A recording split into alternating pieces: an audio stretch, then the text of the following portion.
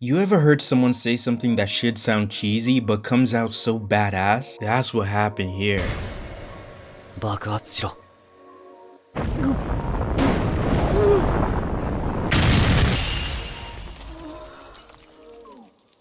Episode 2 finally completes the title. We know who Ragnar is, but now we finally officially meet Crimson. He's currently disguised as a girl named Eliza, who seems to be in service of this ugly frog-looking superior dragon, as a maid alongside 3 others. They cook for him, and based on their frightened expressions, if he doesn't like the food, he kills them. But surprisingly, he enjoys what they made. But it doesn't matter, he still freaking eats them. They don't really show the gore in this scene, and I think it actually works better that way here. And we also find out that this is the same dragon that's using the vines and trees to attack everyone in the city. Ragnar is still unconscious but wakes up when he senses that Leo's in trouble and instantly freezes all the vines and branches.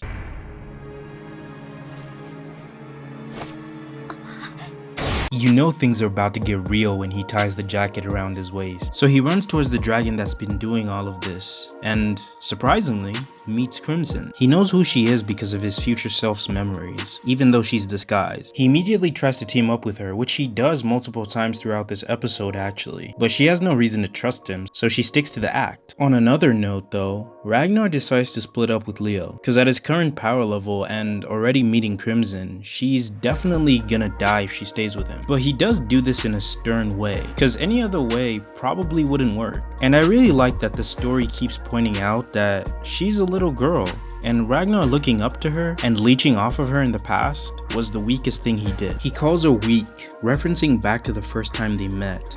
弱いから死ぬの。竜より強ければ死なない。 Driving home the fact that if she stays with him, she will die. Out of rage, she tries to take a swing at him, but he stops it with just a finger, bruh, and knocks her out. When she comes to, she later reveals to Sykes that she genuinely tried to kill him in that moment. Even though she knew she wouldn't be able to, she still tried. Not only was she angry he was trying to leave her behind, but he also had the ultimate power and strength she's been after since the very first time she picked up a sword. I'm really curious to see where her story goes, but hopefully she doesn't become Ragnar's enemy in the future. To me, that story decision would be kinda lame, but we'll see what happens. We cut back to Ragnar still trying to get Crimson to team up with him, and in a kind of funny scene, we see Ragnar tell her all the things he can do for her if she teams up with him. 何の話？風呂で体を洗うのも俺がやる。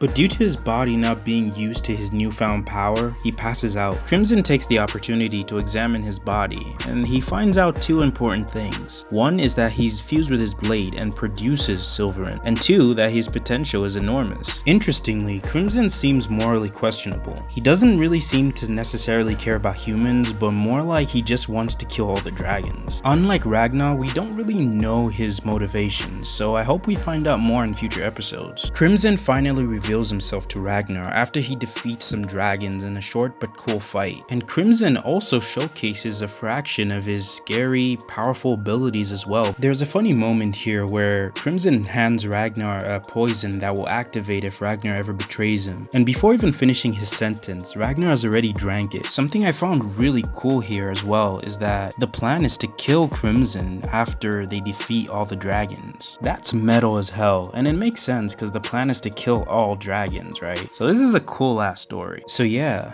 they're officially a team and Ragnar Crimson has finally begun.